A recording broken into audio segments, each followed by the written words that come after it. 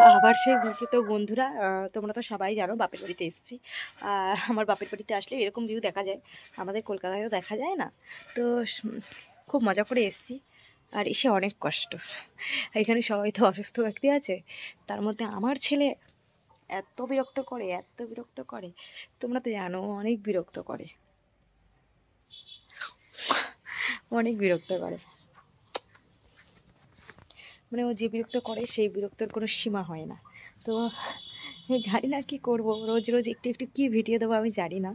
মানে ভিডিও দেওয়ার দরকার তাই দিচ্ছি, মানে অনেক কষ্ট করে শুধু ভিডিও শ্যুট করছি অনেকক্ষণ পরে পরে, ঠিক টাইম মতন টাইম মেনটেন হচ্ছে না।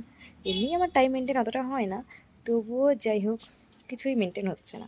তো যাই হোক সেটা কোনো কথা না, কথা হলো ভিডিও তো আমাকে একটু একটু করতে হবে। তো সেই জন্য না বাবুকে এখন ঘুম পাড়িয়েছি, দুপুরবেলা ঘুম পাড়িয়ে আর ভিডিও শ্যুট করতে এসেছি। ওই দেখো আমাদের কালু রুটি খাচ্ছে, আর ওই যে আমাদের মুরগাগুলোকে দেখতে পাচ্ছ তোমরা, দেখো।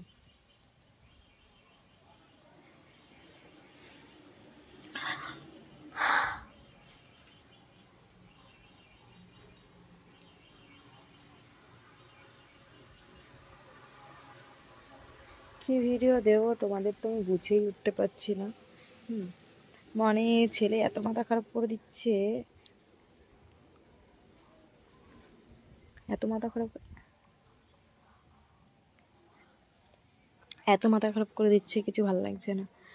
আর বাপের বাড়িতে এসে পুরো পাগল হয়ে যাচ্ছি। আজকে ছেলের বাবা চলে যাবে, এরপরে আমি ছেলেকে কি করে একা একা সামলাবো জানি না।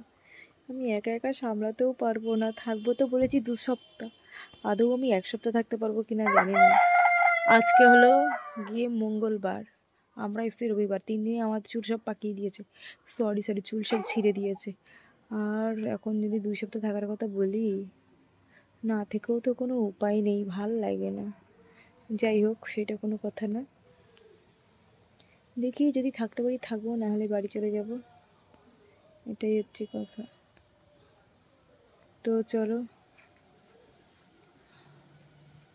কি আর বলবো।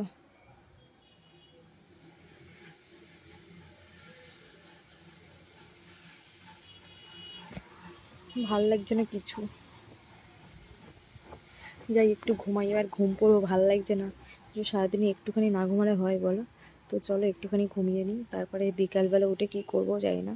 তাও আজকে রান্নাবান্না করেছি একটু, ছেলেকে অনেক সামলে, আমার ছেলেকে নিয়ে না রান্নাবান্না কিছুই করা যায় না। আর এখানটায় এসে এত বাইরে দেখতে পাচ্ছি আলো টালো, ঘরেই ঢুকছে না আর।